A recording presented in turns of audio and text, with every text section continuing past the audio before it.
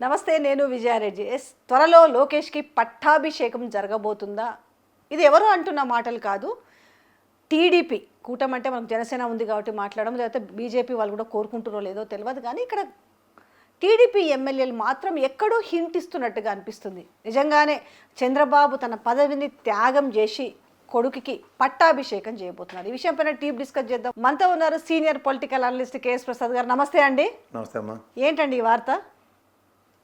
యువరాజుకి పట్టాభిషేకం అనే మాట చాలా వినిపిస్తుంది. అంటే దీనిలో ఒకటి తీసుకుంటారు, అప్పట్లో సోనియా గాంధీ కనుక రాహుల్ గాంధీని ప్రధానమంత్రి చేసి ఉంటే ఈరోజు ఈ ఇబ్బంది వచ్చి ఉండేది కాదు. కనీసం ఇప్పుడు ఏమైంది పరిస్థితి, ఆయన్ని ప్రధానమంత్రి అభ్యర్థిగా చూడలేకపోతున్నారు అనేసి.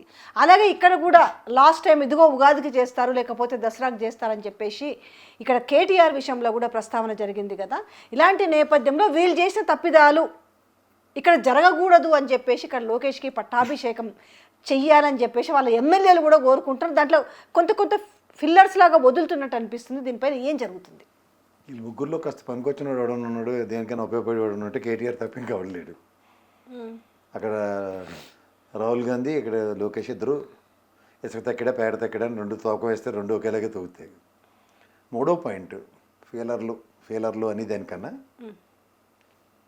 జాగ్రత్తగా గమనిస్తే 2011లో అనుకుంటున్నాను మహేంద్ర సింగ్ ధోని క్యాప్టెన్సీలో మనం వరల్డ్ కప్ గెలిచాం. అప్పుడు అలా అమీర్ ఖాన్ సెమీఫైనల్కి అదే డ్రెస్, ఫైనల్కి అదే డ్రెస్ వేసుకున్న చాలామంది అత్యుత్సాహం సెలబ్రిటీస్ వీళ్ళందరూ వెళ్ళిన మ్యాచ్లు చూసి ఉంది, నేను చూసా. కానీ ఈ మధ్యన కొత్తగా మా లోకేష్కి మా సైడ్ ఇంట్రెస్ట్ పెరిగిపోయింది. క్రికెట్ మ్యాచ్ అనగానే లోకేష్ వెళ్ళిపోతాడు. ఇదేట్రా ఇలా వెళ్ళిపోతాడు, ఇదేంటి లోకేష్ వెళ్ళిపోతాడు, మన అందరం మీద సేగపడిపోతాడు, ఏదో స్పెషల్ ఫ్లైట్ ఏవో లింకులు పెట్టి మాడతారు, చెత్త అంతా మాడుతుంటే అసలు విషయం ఏంటని చూసాం. మనం సాధారణంగా గుడికి వెళ్తే దేవుని ప్రసన్నం చేసుకోక ముందు పూజారిని కదా ప్రసన్నం చేసుకోవాలి. అక్కడ ఎవడరా పూజారిని చూస్తే అమిత్ షా కొడుకు. ఇదంతా ఒక ఎత్తి అయితే ఆల్రెడీ ఇక్కడ ఫీలర్లు కొట్టేశారని చెప్పావు కదా, లోకేష్ ముఖ్యమంత్రి వాళ్ళే మాట్లాడుతారు. కొంతమంది పయ్యాలు కేశవ్ కావచ్చు, వాళ్ళ మంగళపూడి అంతా కావచ్చు, ఇట్లా వీళ్ళందరూ భజన బ్యాచ్ కొంతమంది ఉన్నారులే, లోకేష్ని ప్రసన్నం చేసుకునే భజన బ్యాచ్ నడుస్తుంది. అందులో ఇప్పుడు పాత ముసలోళ్ళు అందరూ పగబట్టేసి ఎక్కడ చికాకు పడిపోతారు, ఎక్కడ ఇచ్చేస్తారన్న దగ్గర మొన్నే బుచ్చే చౌదరి గారు ఇలాంటి పెద్దవాళ్ళందరినీ పిలిచి ఒప్పందాలు పెట్టి ఇంట్లో ఆడవాళ్ళందరికీ పట్టు చీరలు పెట్టింది, మంగళగిరి చీరలని. ఈ ఓవర్ యాక్షన్లన్నీ రీసెంట్గా స్టార్ట్ అయ్యాయి. వీటిలన్నిటికీ మనం అందరం డెవలప్మెంట్స్ అనుకున్నాం.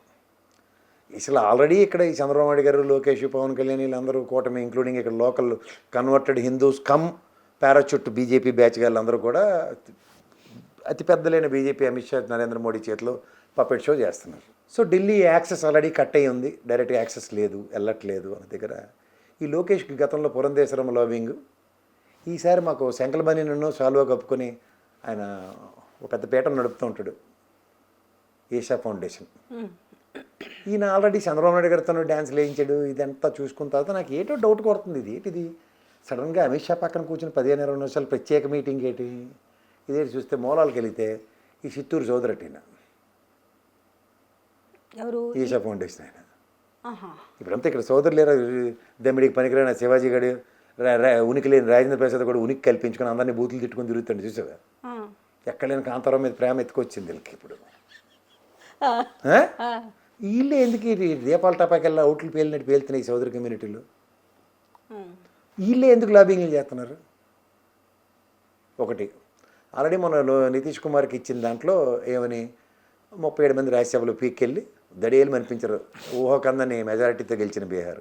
మన వాళ్ళకి అందరికీ వెనక ఇమీడియట్గానే పేలాలు జామ్ అయిపోయి, ఏ బాబు ఇదే తేడా కొట్టేస్తుంది, పెద్దానికి టెండర్ పడిపోయిందా అని.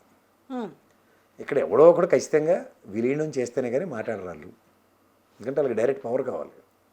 ఇప్పుడు టీవీకి విజయ్కి కూడా దుకాణం పెట్టారు, వాళ్ళ మీటింగ్ నడుస్తుంది తెలుసు కదా నీకు. ఫస్ట్ థింగ్ నీకు ఇంకోటి గుర్తుంచుకో, ఎక్కడ లేని శ్రద్ధ క్రికెట్ మీద లోకేష్కి వచ్చింది.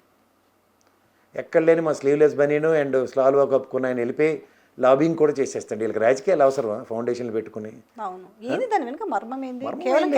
లోకేష్ మనోడే, జాగ్రత్త చూసుకోవాలి. మనోడంటే మీవాడు. అమిత్ షా ఏమన్నా Shah families are related to Chowdharys. So ఇవన్నీ కొత్త ట్విస్టులు కనబడతావు. ఇప్పుడు మనం ఈ సదరన్ స్టేట్స్ ఉద్ధవ్ థాకరే చూసాం. నాకు ఎక్కడ పడుతుందంటే ఈ ఉద్ధవ్ థాకరే పార్టీ శివసేనది తేడా కొట్టి ముఖ్యమంత్రి అన్న దగ్గర లటక్కని బల్లి పురుగు తిన్నట్టు తీసి పార్టీని తినేసారు వాళ్ళు, షిండేని బయటికి వెళ్ళిపోయినట్టు. అదే పరిస్థితి ఇక్కడ ఏమైనా ఉందా? ఇలాంటి ఉపద్రవం అయితే ఉంటుంది గ్యారంటీగా. అయితే ఎప్పుడు లేని క్రికెట్ శ్రద్ధ ఏంటి? పూజారులు ఏంటి జైషాన్ని పట్టుకుని ఈయన తిరగడం ఏంటి? చట్టపట్టాల ఫోటోలు ఏంటి? దేవాంశకు కూడా క్రికెట్ మీద శ్రద్ధ కల్పించి మా అబ్బాయి కోసం నెల మాలటోళ్ళ మీద అందరి మీద కలిపడిపోవడాలు ఏంటి? ఇక్కడ ఒక పక్క తుఫాన్లు, తమ్ముడు అన్నయ్య పెళ్ళిళ్ళు, ఓ పక్కనేమో ఈ తీవ్ర పరిస్థితుల్లో ఉన్న ఆంధ్రప్రదేశ్లో కూడా అలాంటప్పుడు కూడా క్రికెట్ మ్యాచ్కి వెళ్ళిపోతుండే ఆయన. క్యాబినెట్ మీటింగ్ అంటే కూడా వెళ్ళిపోతుండు. ఇదేంటి అంటే క్యాబినెట్ మీటింగ్ నేను పెట్టే స్థాయి పెంచుకోవాలనా? రామారావు గారి దగ్గర పార్టీ పెట్టుకున్నప్పుడే 60-70 మందిని ఎక్కచ్చేని తెలుగుదేశం అతిరథ మహారథులు ఉన్నప్పుడే చంద్రబాబు గారు 45 సంవత్సరాల పొలిటికల్ లెగసీ కంటిన్యూషను, 4 సార్లు ముఖ్యమంత్రి అయ్యాడు. అలా టీం ఎవరు ఏటుంది ఇప్పుడు లోకేష్ దగ్గర? అందరూ చిన్న చిన్న బుడంకాయ పిల్లలు, అవంశోభం తెలియని పిల్లలు ఈసారి ఆల్మోస్ట్ గెలిచారు. వాళ్ళు మొన్న ఎంతమంది చెప్పు 135 మెంబర్స్లో 90 మెంబర్స్ కొత్తోళ్ళే కదా. అదే చెప్తున్నాను, అలాంటి వాళ్ళు నెక్స్ట్ టైం దిక్కు దేవనా లేదు. ఒక పక్క చంద్రబాబు గారు ర్యాంకులు ఇచ్చి దొలగొట్టి దూపం వేస్తున్నారు పీర్సాయి పెట్టినట్టు. ఇవన్నీ గమనిస్తుంటే యాడ్ నుంచి యాడ మాడతారు. ఎందుకు పుట్టింది ఈ మాట? లేకపోతే ఆయననేమో కేంద్రానికి, ఈయననేమో ముఖ్యమంత్రి అనే మాటని కొంచెం అది వదులుతున్నట్టు అనిపిస్తలేదు. అమ్ముకున్నాడు ఉన్నాడు చూడు. అంటే వాళ్ళు ఎందుకు లేపుతున్నారు? పోనీ సరే మీరు అనుకున్న తప్పేలా ఛానల్సే. అలా కాదు, ఇవాళ ఎమ్మెల్సీతో ఒక ఆర్టికల్ రాయించారు చూసావా బీజేపీ మీద, ఇంటర్నేషనల్ అఫైర్స్ మీద. వీళ్ళు కరెక్ట్గా చంద్రబాబు నాయుడు జీవితంతో ఆడుకోవడం నాకైతే అప్పుడు రామారావు గారు ఎలా మటాష్ చేశారో, పచ్చళ్ళు అమ్ముకున్నాడు, కెరసన్లోనే ఉండేవారు పేపర్లు, ఇది పెట్రోల్ బంక్ కూడా లేడు. ఈ ఇద్దరు యాదవుల వల్ల రామారావు గారు ఎలా భ్రష్టు పట్టిపోయారో ప్రజలకు తెలుసు. అలాగే చూడు చంద్రబాబు నాయుడు గారి గ్రాఫ్ని ఇలా తీసుకెళ్ళి వైకుంఠపల్లిలో 99 దగ్గర పెద్ద పాము ఉంటుంది చూడు, డైరెక్ట్గా కింద తీసుకెళ్ళిపోవడానికి అదే ప్లాన్లో ఉన్నారు వీళ్ళు. నువ్వు జాగ్రత్తగా గమనించుకోవాలంటే నాకెందుకు ఉద్ధవ్ ఠాకరే పార్టీ ఏటైందో అది తెలుగుదేశం కనబడుతుంది. కొడుకట్లు ఎందుకు చేస్తాడు? అరే రక్త సంబంధికులబ్బా, వేరే కదా వాళ్ళ కొడుకు, ఆయన వారసుడు. నీకు ఆడపిల్లల రాజకీయం అంటే తెలుసా? మనం మాట్లాడుకుందాం. అది బీజేపీ వాడుతుంది కుటుంబంలో ఆడవాళ్ళు. అవును, అలాగే ఇక్కడ లేరనేసి కొడుకుని వాడుతున్నాడా? ఇంకా సొంత కొడుకు కదా అంటున్నా. ఇంకా ఆయన ఒక్కడే ఉన్నాడు, ఇద్దరు కూడా లేరు. కూతురు కొడుకో లేకపోతే ఇద్దరు కొడుకులో ఉన్నప్పుడు అందుకే రాష్ట్రంలో మిగిలిన పిల్లలు కానండి ముగ్గురేసి కానండి అంటుండు. ఆయన బాధలు ఆయనవి. Try to read in between the lines. నీకు ఒకటే చెప్తాను, స్టాలిన్ పార్టీ ఇప్పుడున్నది డిఎంకే, కరుణానిధి ఉన్నంతకాలం ఏమైనా అయిందే? ఇక్కడ కేటీఆర్ది ఫీలర్లు పెట్టి పెట్టి పెట్టి ఏమైంది? ఏమైనా సాధించగలిగారా చెప్పు? రాహుల్ గాంధీని ప్రధానమంత్రి చేయలేక ఎన్ని ఈక్వేషన్స్ కావాలి? అప్పుడు అబ్దుల్ కలాం గారు ఉండేవారు ప్రెసిడెంట్.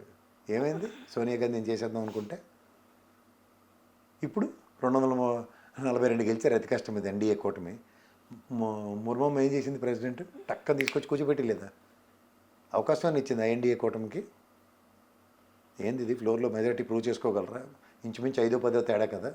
ఫ్లోర్ మేనేజ్మెంట్లో అందరూ సిద్ధహస్తులే కదా అన్న కాన్సెప్ట్ ఎక్కడైనా స్ట్రైవ్ అయిందా? పవర్ గేమ్లో ఇది పవర్ గేమ్లో జరిగే అవకాశం ఉందంటారా? ఎలా ఉంటుంది? పార్టీ మడతడిపోతానే కానీ ఉండదు.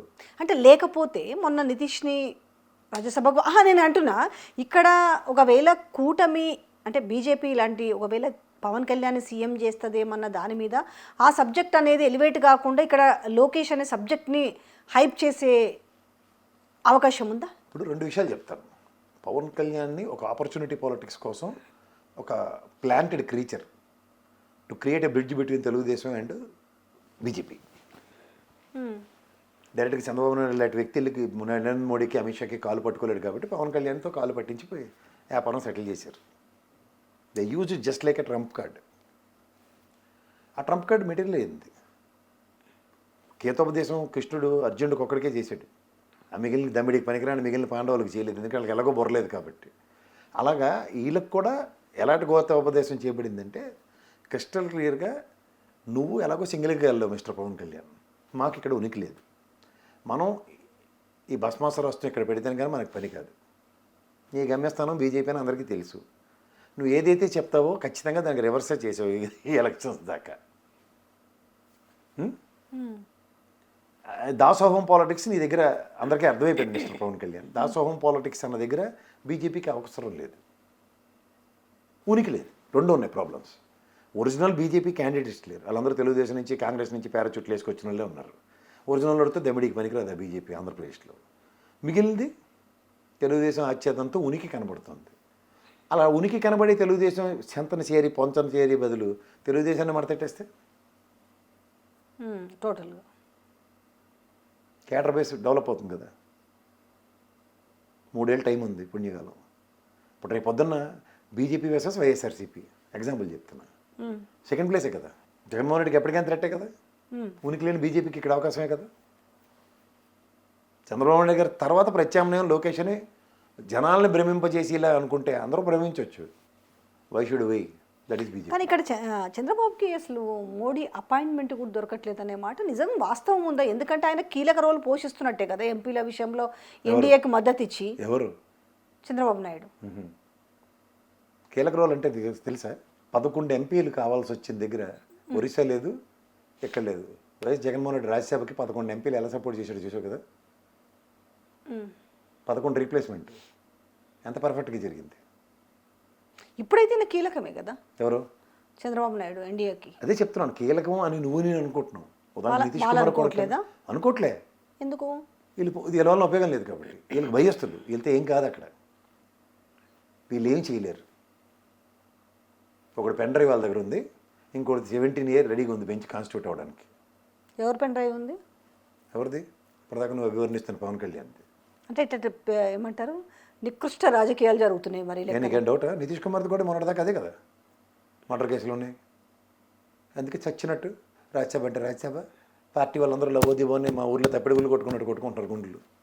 ఏమైంది? ఎవరు ఆపగలిగారా? ఇప్పుడు ఈ భయం అవునండి. ఇప్పుడు ఇదంతా ఎందుకు నీకు ఈ ట్రైలర్ నడిపిస్తున్నారంటే న్యూస్ రీలును, ఇప్పుడు 37కి 37 రాజ్యసభ ఫిల్ అయిపోయి నెక్స్ట్ ఆంధ్రప్రదేశ్ నుంచి 4 వస్తున్నాయి.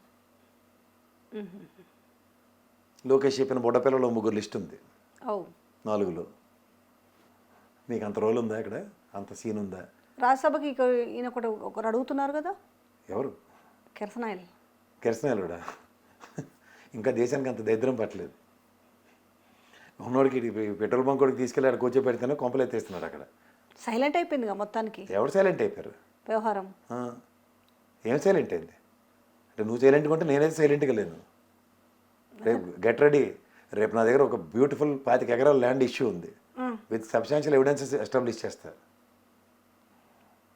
ఎవరిది? ఇంకోటిది. గ్యాగర్స్ కూడా తెచ్చుకున్నారు. ఏమని గ్యాగార్డర్ అంటే నాకు తెలిసి ఎలాంటి ఉంటుందంటే, సుప్రీంకోర్టు చీఫ్ జస్టిస్ గారు వాళ్ళ అమ్మాయిల విషయం ల్యాండ్ విషయంలో నా పదవి అయిపోయేదాకా వాడు మాట్లాడడానికి లేదన్నది గ్యాగార్డర్. ఇది అంత సీన్ ఉందా? అంత సీన్ ఉంటే మాట్లాడదాం. అక్కడ కూర్చొని సాయంత్రం పెట్రోల్ బంక్ కూడా చేపెట్టి ఇలా బెదిరిస్తే బెదిరి వాళ్ళు అంటే ఎర్రబాగులు వాళ్ళు.